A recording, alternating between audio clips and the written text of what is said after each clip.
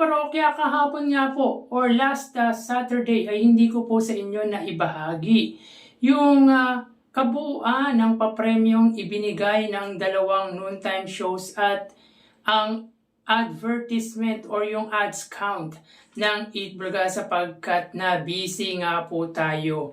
At ngayon po ay ibabahagi ko po sa inyo yung papremyong ibinigay nila and of course yung number of ads ng Eat Bulaga. At may good news ako sa inyo mga kaparokya sapagkat muli na naman pong gumawa ng panibagong record ang Eat Bulaga pagdating sa kanilang advertisement or number of ads. Pero bago natin talakayan yan mga kaparokya, magsha-shoutout po muna tayo. Ito po yung mga masugid po nating viewers na talagang nanonood at nagko-comment sa mga ina-upload po nating video. Pero bago yan mga kaparokya, ako nga po pala si Mervin, ang tao sa likod ng YouTube channel na Kaparokya TV. Kamusta kayo mga kaparokya? Naway nasa mabuting kalagayan po kayo habang pinapanood niyo po ang video ko na ito. So ini-invite ko po kayo mga kaparokya na pakisubscribe ang aking YouTube channel. Paki-like and share nyo na rin ang sa gayon ay mas dumami po makapanood ng mga ina-upload po natin video araw-araw. Maraming salamat at sobrang na-appreciate ko po kayo mga kaparokya. So as expected mga kaparokya, ang episode po ng Eat Bulaga ay pre-recorded. Meaning ay hindi nga po live ang kanilang episode sa araw na ito, araw ng Lunes. At live naman po ang Eat Showtime. So again, ngayon po ay araw ng Lunes, March 16, 2026. So umpisa natin sa shoutout mga kaparokya ang ating talakayan. So sina-shoutout po natin sina Miss Irene Quiles, si Ma'am Elizabeth Pangilinan, si Ma'am Corazon Manantan, si Ma'am Jeanette Encaja, si Ma'am Janet Banes, at si May Flor Galicio. Yan po talaga yung mga masusugid po nating viewers na talagang patuloy na nagko-comment or nagko-comment nga po sa mga ina-upload naming or sa ina-upload ko pong video. Again, maraming salamat po sa inyo sa patuloy na pagtangkilik sa mga ginagawa po nating video regarding sa online viewership ng Eat Bulaga, ng Eat Showtime at patungkol din po kay Mayor Vico Soto. So yun nga po last Saturday, ang pinamahaging papremyo ng Eat Showtime ay 40,000 pesos. Samantalang ang Eat Bulaga ay 160,000 pesos. So sa 40,000 na ipinamahagi ng Eat Showtime, 20,000 dito ay sa Laro-Laro Pick at sa tawag ng tanghalan naman po ay 20,000 sapagkat yung non-winners ng tawag ng tanghalan ay hindi po nakatanggap ng consolation prize. Tanging ang winner lamang po ang binigyan or in-announce na makakatanggap ng papremyo. Samantalang hindi nga po nakuha ang jackpot prize sa Laro-Laro Pick dahilan kung bakit 20,000 pesos lamang po ang naibahagi para sa nasabing segment. So, ang pot money ay 300,000 pesos. Samantala sa Eat Bulaga naman po mga parokya, 160,000. 50,000 dito ay sa Sugod Bahay, 30,000 sa The Age is Right at 80,000 sa Gimme 5. So that week mga kaparokya ay dominated nga po ng Eat Bulaga ang Eat Showtime pagdating sa pamamahagi ng papremyo.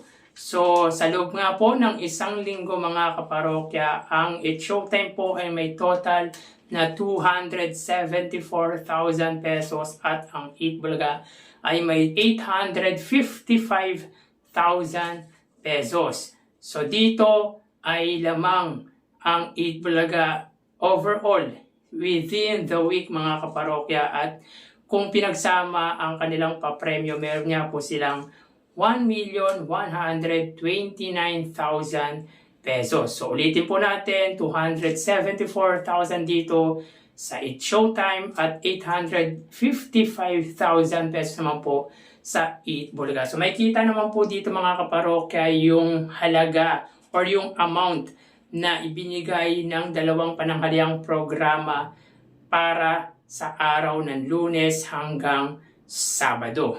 So magawi tayo sa advertisement or number of ads ng Eat Bulaga. So tulad ng sinabi po natin, meron nga po tayong good news sapagkat muli na naman pong gumawa ng record ang pananghaliang programa ng Iconic Trio para sa number of ads na lumabas sa kanila. So last Saturday, meron po silang 5 gaps at meron din po silang 73 TV ads. So napantayan na po nito ang pinakamataas na number of ads in a single episode. Yung 73 TV ads ay yan na po ang pinakamataas na ads para sa isang episode ng Eat Bulaga. So sa unang gap ay may 14 TV ads, sa pangalawa at pangatlo ay may tig 15 TV ads, sa pang-apat na gap ay 16 TV ads at sa panlimang gap ay 13 TV ads with a total of 73 TV ads.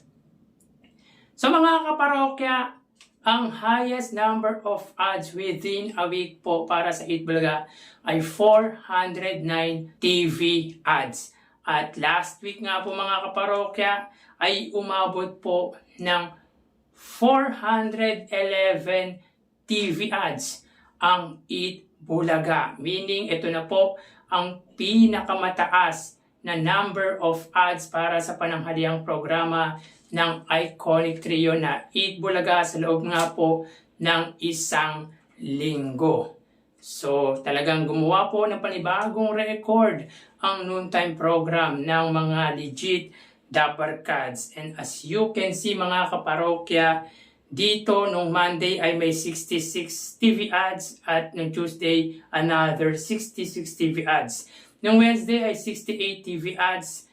Nung Thursday ay 66, nung Friday 72 ads at last Saturday nga po ay 73 TV ads. So maganda po ang naging advertisement or number of ads ng pananghaliang programa ng Iconic Trio last week. So good news ito mga kaparokya para sa Eat Bulaga. At sana mga kaparokya magtuloy-tuloy ang pagtaas ng sumusuportang mga kumpanya sa Eat Bulaga. At sana mga kaparokya ay madagdagan po ang sponsor ng Eat Bulaga sapagkat kung mapapansin nyo ay medyo nabawasan or talagang medyo kokonti po ang sponsors ng Eat Bulaga. Tulad niya po sa Sugod Bahay na 4 na sponsor or major sponsor lamang po meron sila.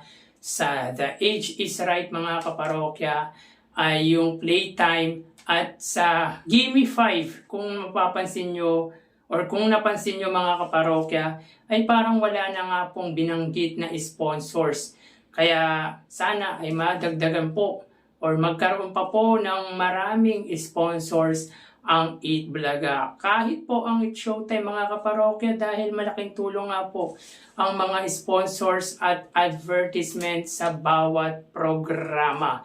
Kaya sana panalangin natin na madagdagan pa po or maging consistent yung advertisement ng Eat Bulaga even ng Eat Showtime. So wala po tayong pinipili mga kaparokya, mapa-Eat Showtime po yan or mapa-Eat Bulaga, kailangan po madagdagan po ang kanilang mga sponsors at advertisers sapagkat dyan nga po nabubuhay ang mga programa. Again, congratulate po natin ang Eat Bulaga sapagkat nahigitan po nito yung pinakamataas na number of ads na 409 at ngayon po ay 411 TV ads. So, expect natin mga kaparokya na hihigitan pa po ng Eat Bulaga yung advertisement or yung mataas na ads na lumabas sa kanila last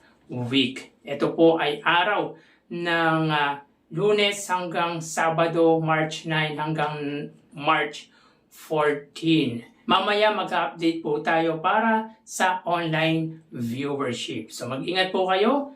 Thank you and God bless.